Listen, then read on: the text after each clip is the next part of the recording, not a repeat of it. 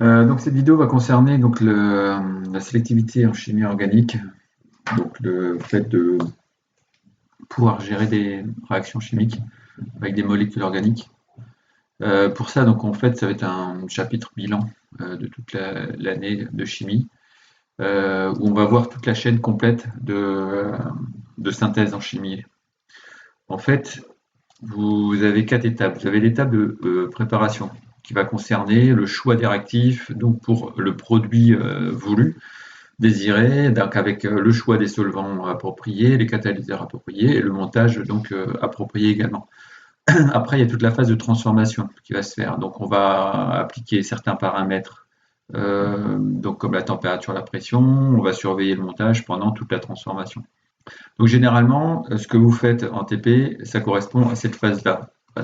C'est-à-dire que vous n'avez pas à chercher ici. Toute la phase de préparation, en fait, elle est faite pour vous. Généralement, la phase de traitement, vous l'avez pas, le produit est fabriqué, point, et ça s'arrête là.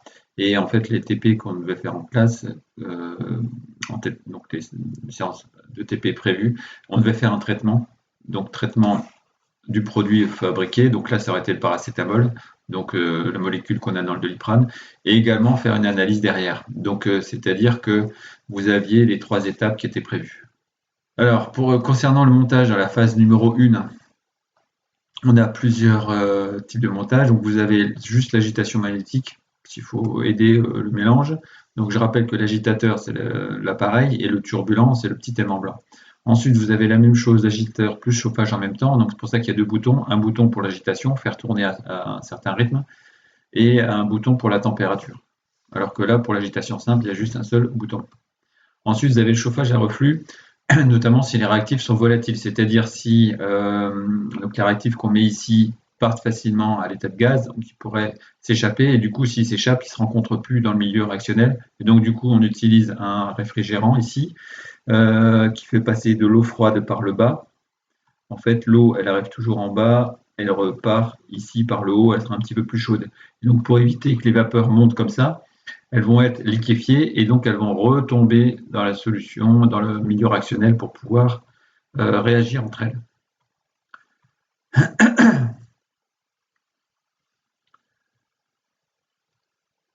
Ensuite, dans la phase 2, donc l'isolement du produit. Donc vous avez un produit qui va être souvent au milieu des réactifs s'il y a des réactifs qui sont restants. Donc vous avez le produit qui est formé, réactif restant, il y a un mélange et donc il va falloir le récupérer. Donc pour ça, vous avez soit si le produit est solide, il faut utiliser la filtration. Alors soit la filtration simple, juste un entonnoir, on laisse tomber mais ça peut prendre du temps, soit filtration sous vide avec un filtre Buchner. Donc c'est cet entonnoir un peu spécial, il y a un papier filtre qui est à plat ici et il y a une aspiration qui fait que la filtration va être beaucoup plus rapide. Ensuite, si le produit liquide, on utilise une extraction liquide-liquide avec une ampoule à décanter. Donc mettons que le produit était dans cette phase-là, et en fait, il est mélangé avec ce solvant-là, on va le récupérer dans un autre solvant. Donc, c'est pour ça qu'on appelle ça extraction liquide-liquide. Le produit va passer d'un liquide à un autre liquide. Donc, on va jouer sur les capacités de dissolution du produit désiré dans les différents solvants.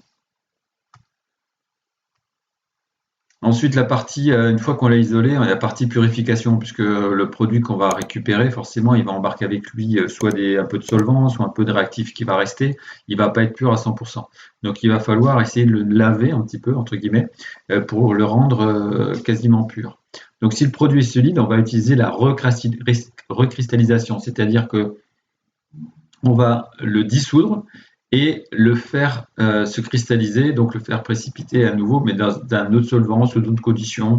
Ce qui fait que le but, c'est d'obtenir cette fois-ci des cristaux qui sont propres, bien purs, et comme ici, ce produit a été recristallisé dans un autre solvant, ce qui va donner donc le produit recherché, mais qui va être dégagé de toutes les impuretés qu'il aurait pu y avoir.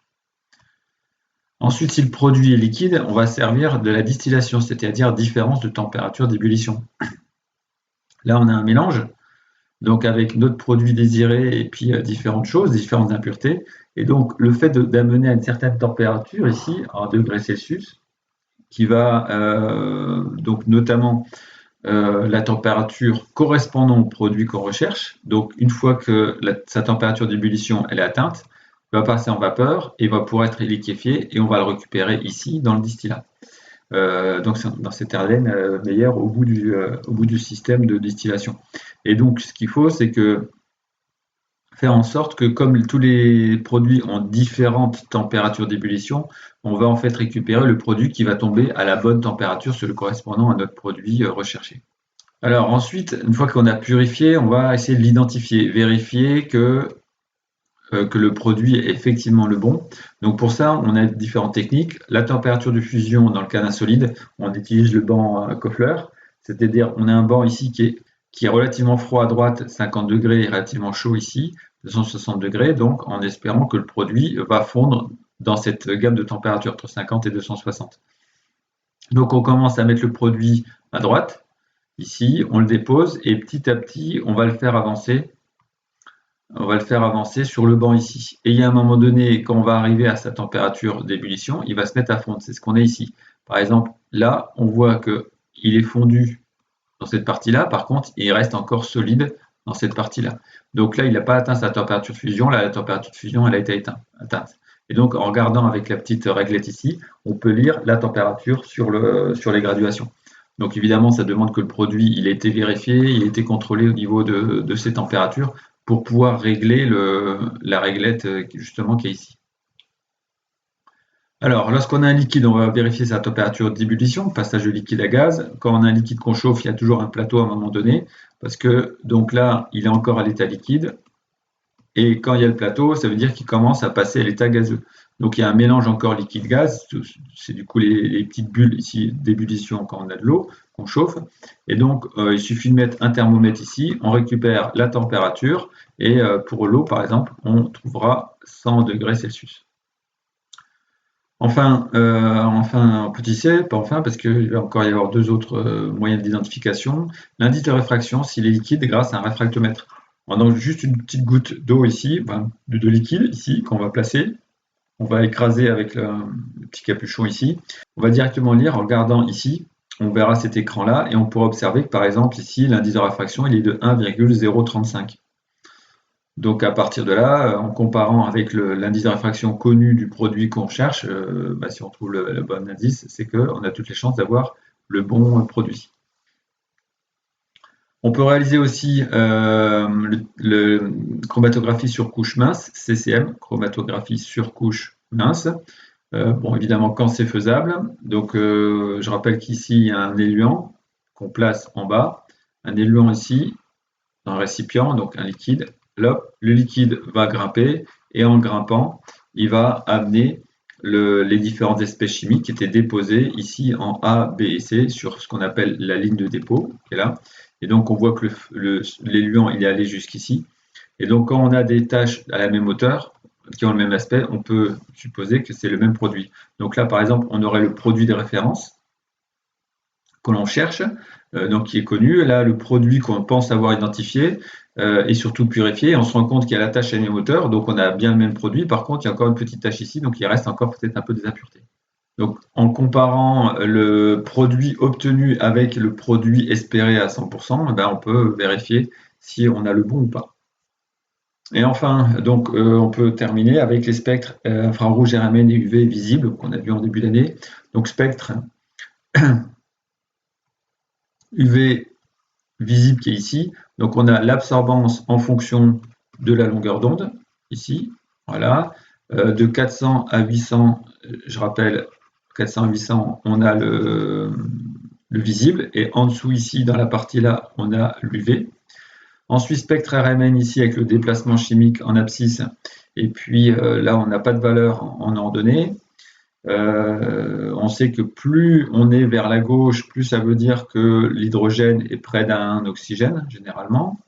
Et puis ensuite, le spectre infrarouge, donc on a la transmittance, c'est-à-dire que là, on a 100% en fait, c'est-à-dire qu'il y a tout qui passe en fonction du nombre d'ondes. Le nombre d'ondes, je rappelle que c'est l'inverse de la longueur d'onde. Et selon la position des creux, là, on peut dire qu'il y a telle ou telle fonction chimique, telle ou telle liaison, pardon.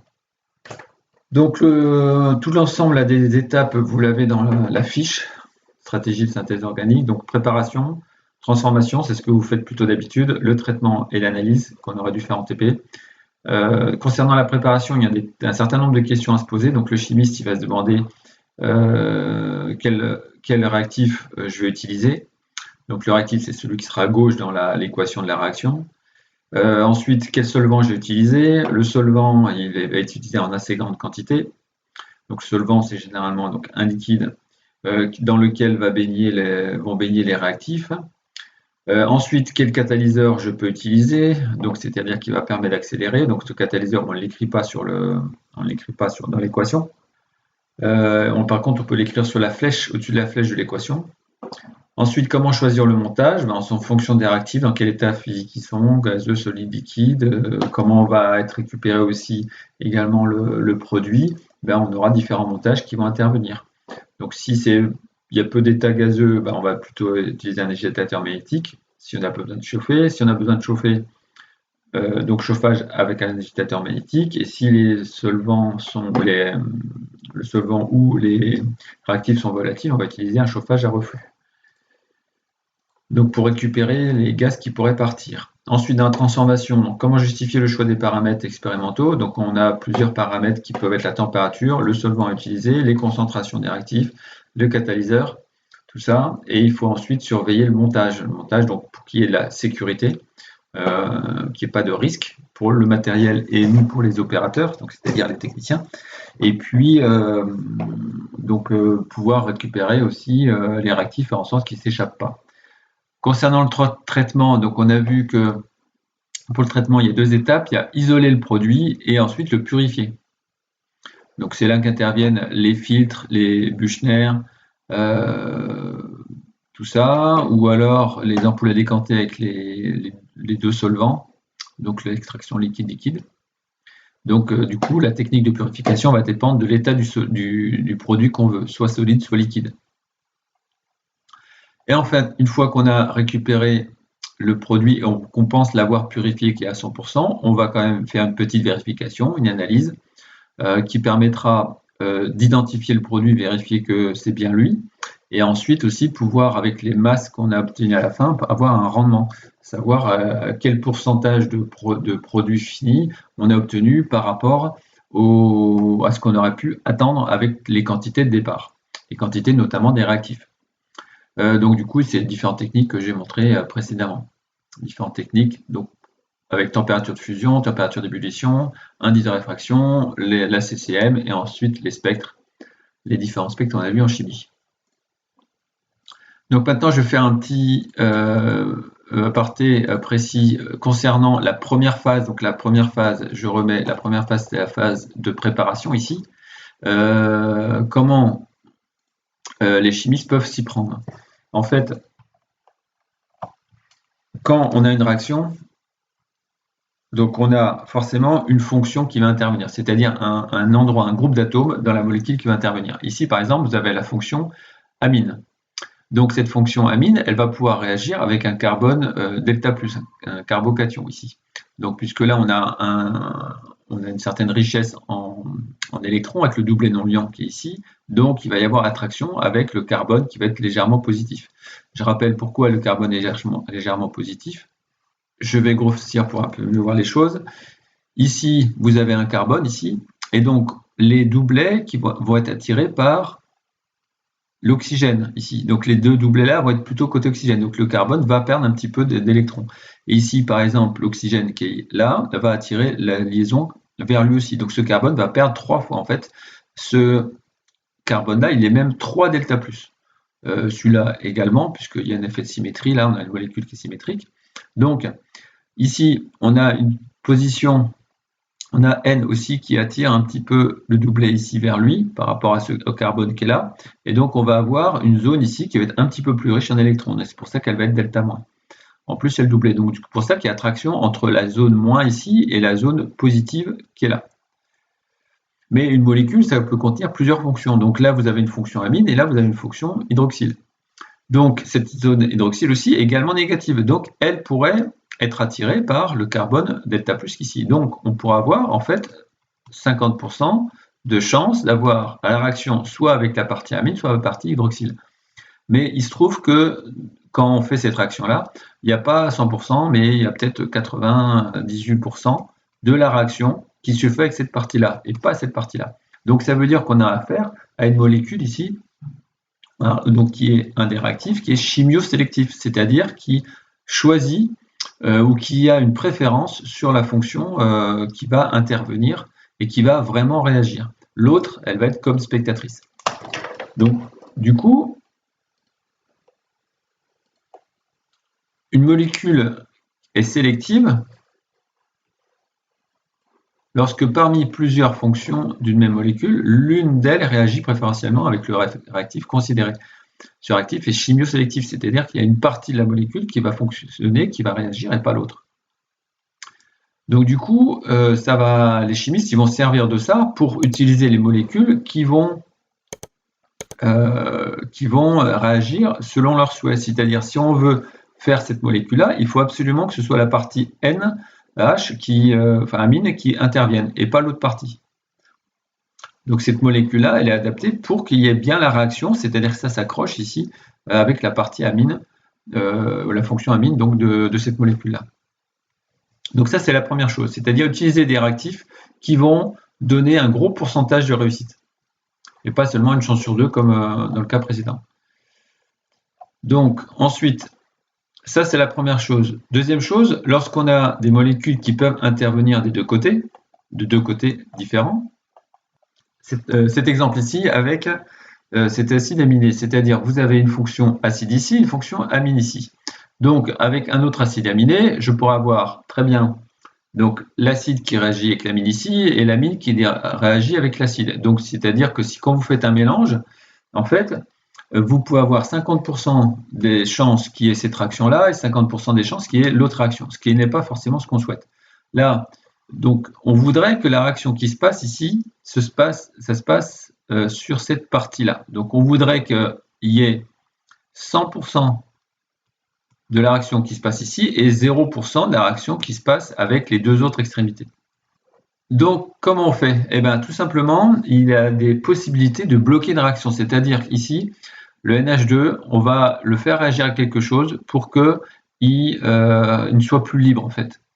Et donc, une fois qu'il est plus libre, il ne pourra plus réagir avec l'autre molécule ici. Pareil pour la partie CO2, elle va être bloquée, en fait, et elle ne sera plus en capacité de pouvoir réagir après. Donc, du coup, comme ces deux parties-là sont bloquées, cette partie-là, elle est bloquée, cette partie-là, elle est bloquée, vous allez avoir maintenant le champ libre pour la partie COH de cette molécule à la partie NH2 de cette molécule-là. Donc, la réaction, ensuite, elle va se faire. Et une fois que la réaction est faite, et ben du coup, on va pouvoir débloquer maintenant les deux parties qui étaient bloquées. Donc, on retrouve du coup les molécules de départ. Il y a eu une addition. Donc, les deux molécules se sont rassemblées. Mais les parties NH2 et CO2H des deux molécules de départ, ben maintenant, elles sont à nouveau libérées. Donc, c'est-à-dire que maintenant, on a absolument 100% de la réaction qui a pu se faire ici avec cette zone-là et 0% qui s'est faite avec les parties extérieures ici qui n'ont pas du coup réagi. Donc, un autre moyen de contrôler une réaction, c'est de protéger et de bloquer des fonctions. Donc, on utilise un groupe protecteur qui est un groupe caractéristique volontairement créé dans la molécule d'une composée polyfonctionnelle. Polyfonctionnelle, c'est-à-dire qu'il y a plusieurs fonctions, comme ici la fonction acide, la fonction amine, donc afin de bloquer la réactivité de l'une de ces fonctions. Donc cette fonction est temporairement transformée en une autre fonction qui ne réagit plus. Et donc après, il y a un système de déblocage qui se fait. Donc ça reste assez général, vous n'avez pas à savoir comment c'est fait exactement, mais vous avez en fait les deux techniques principales qui sont on utilise une molécule qui ne réagit que d'un côté, donc qui est chimiosélective, ou quand il y a des molécules qui doivent agir de deux côtés, on bloque un des côtés pour laisser libre le deuxième côté.